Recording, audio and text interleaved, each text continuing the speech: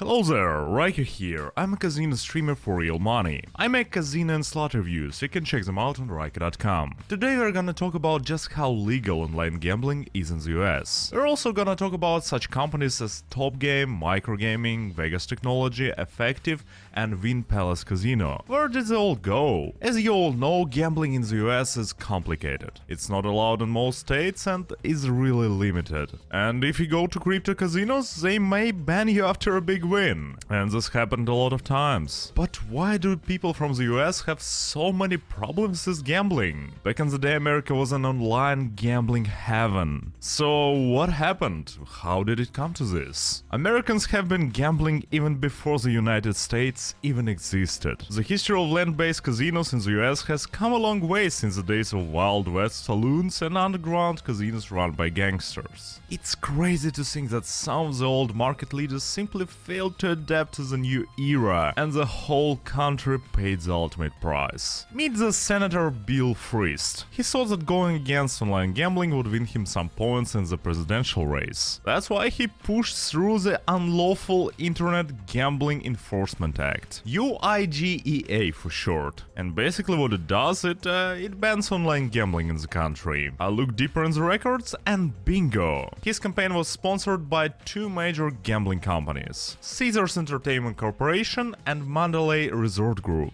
Caesars is a private gaming corporation that owns and operates over 50 casinos, and Mandalay Resort Group was one of the largest land-based casino operators in the world at the time. Funny fact, the UIGEA was glued to another completely unrelated document, Port Security Bill, which was created to ban any weapon import in the country by the terrorists. There is a big possibility that they did that because they wanted President Bush to sign UIGEA without any problem, because it's connected to a much more popular document. They couldn't ban online gambling by itself, that would be going against the constitution. No, instead they did something smart. There is a really old ban on making bets through the phone in the US. It was signed by John F. Kennedy in 1961. By 2006 the internet was still in its infancy, so those lobbyists managed to prove the connection between online gambling and making bets through the phone. This meant that all the transactions to the casino became illegal. This was a killing blow to the industry. It is believed that even the Federal Wire Act by itself had a similar story. The Italian mafia didn't like people to bet through the phone. Their main profit was from the clients who went to the matches in person. That's why they selfishly lobbied the bill that would create problems for generations to come. It's funny that the whole gambling history in the US is guided by mafia and greedy casino owners. So what happened to the companies? Online gambling in the US was thriving. Such market leaders as RTG, Top Game and Vegas Technology were making a fortune. Everything changed after UIGEA. Those companies had to leave the country and go into the shadows. But Vegas Technology, the software provider, just straight up closed its doors as a company. Playtech, On Game, Party Poker, Lucky 31, Paradise Poker, Interaction, Boss Media and 888 were all legitimate businesses that were forced out of the country by UIGEA. It was a massacre. At the same time, Microgaming took an unusual approach. After the UIGEA was signed, Microgaming banned 11 states, but continued to permit players in the other 39 to play poker and slots. For 2 years it was the best time for Microgaming. When other companies chickened out and left the country, Microgaming was growing on hype. But in 2008 Microgaming stopped accepting new players, and a year later they kicked all remaining Americans off the site. But to their credit, they paid all the players in a timely manner. So when it comes to UIGEA, there is a really important event called the Black Friday. Black Friday is indeed one of the darkest moments in online gambling history. So, some opportunists found a way to profit and it was glorious. The UIGEA was scary. For such companies as PokerStars and Full Tilt, however, the USA market was far too lucrative to pass on. The UIGEA didn't explicitly prohibit online gambling, and it was directed only at financial institutions like banks. So they thought they could get away with serving the US players. They used a small bank in Utah to miscode the transaction transactions with other banks to bypass UIGEA regulations. At the time, Full Tilt and PokerStars became kings of online poker in the US. And then in 2011, Black Friday happened. Their scheme was discovered by the authorities. The US Department of Justice seized PokerStars and Full Tilt domains, and the players lost all their money. But why did Black Friday really happen? Well, let's ask our dear friend Daniel Tsvetkov. Daniel was a really lucky and intelligent fellow, especially when it came to developing computer software. He made animations for New York Times and even developed software that could ease the process of online transactions for small businesses. In 2004, he started his own company, Interbil. In 2006, when the UIGEA happened, Tsvetkov knew that it was the chance of his life. He proposed a way for foreign companies to serve the US citizens using an illegal online billing system. His biggest clients were PokerStars, Full Tilt Poker, and Absolute Poker. Then everything came crashing down when Full Tilt Poker pressed charges against Interbil. They discovered that Tsvetkov was stealing money from his own company.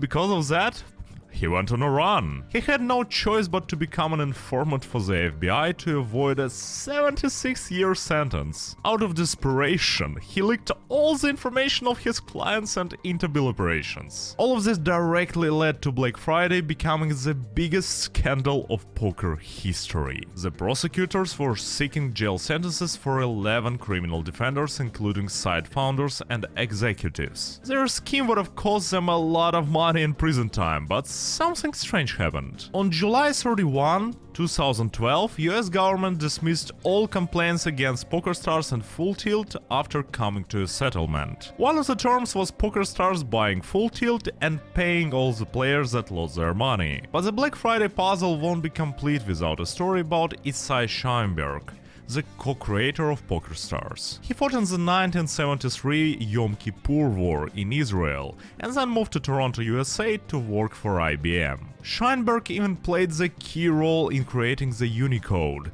a standard that allows any computer to process the world's different languages. Scheinberg really liked poker, so he started to develop software for online poker companies, but nobody wanted to buy it. That's why he decided to start his own company, PokerStars, and he struck gold.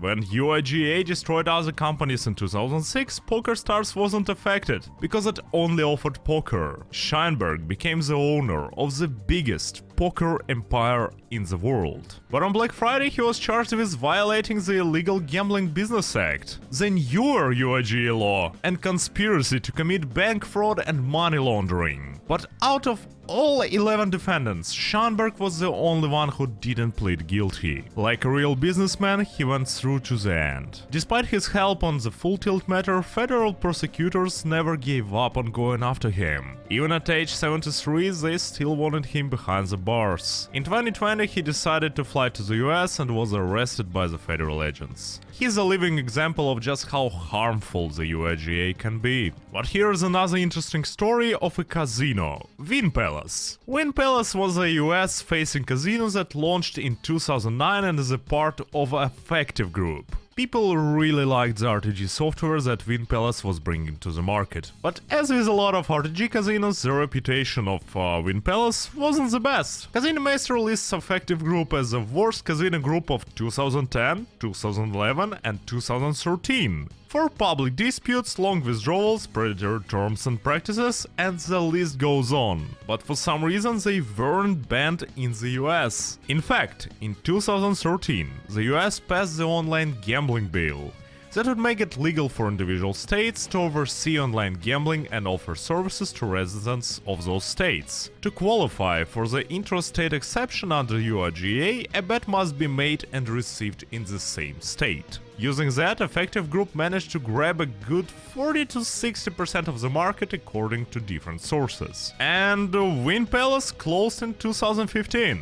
Why, you ask? Gary Shellen, Joshua Samuel Aaron, and Z. Forenstein weren't satisfied with their gambling profits. That's when they approached a certain Russian hacker from Moscow called Andrei Turin. He stole data from over a dozen US companies and information about more than 100 million US consumers. In the meantime, Shellen and his friends bought cheap stocks. They used the stolen information from Andrei Turin to market those stocks in a deceptive and misleading manner to customers of the victim companies. The stocks went up, and then the conspirators sold them for a profit. In the end, Turin was sentenced to 12 years in prison, and Win Casino owners were named as co-conspirators. So let's talk about crypto casinos. Right now, gambling in the US has a different problem.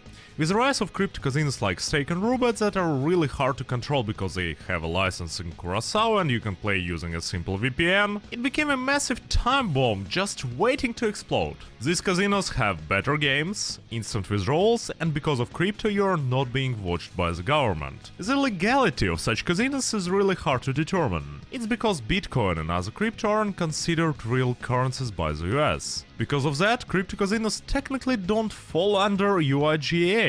So by that logic, they should be allowed in the US without any problem, right? That's a huge paradox just waiting to be solved. Currently, Stake doesn't allow players from the US. They even froze some accounts of the US players. And it's obvious that the US gambling market is simply too big to ignore. That's why Stake is trying its best right now to become legal in the region. Only time will tell what they will be able to accomplish. I hope that it will go smoothly, because Stake is much better than anything present in the US right now. They're sponsoring streamers and even football teams. It's a whole another level of marketing for a casino. By the way, use my Stake affiliate link that is in the description. It helps me a ton and you get to experience the best casino on the market. So, in the end, what do we have here? It's uncertain what will happen to the US gambling market in the future. The casino owners who lobbied the UIGEA now understand what a big mistake they've made. Online gambling is the future. And they stole that future from themselves, killing so many legit businesses in the process. You can get politicians to ban something like gambling really easily. It's profitable for their reputation.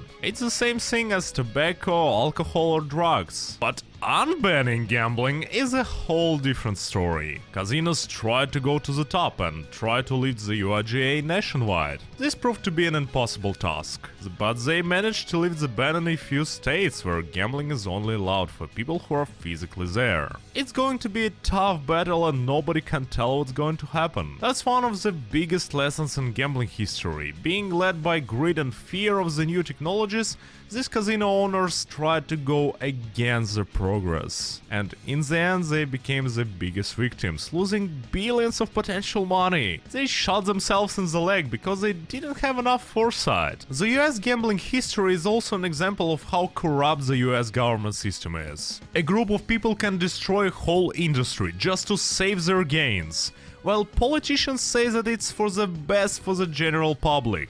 It's a really complex problem, and I want your opinion on it. My question is, should the US take an example from the UK, where gambling laws were made with integrity? Do you think that one day players from the US won't have to resort to crypto casinos? Leave your answers in the comments below. Also, don't forget to like and ring the bell if you enjoyed this video. Share it with your friends, because it took me a while to gather this information. Also, check out Rhyker.com to get my list of top slots and read reviews on them. And with all that, Rhyker out!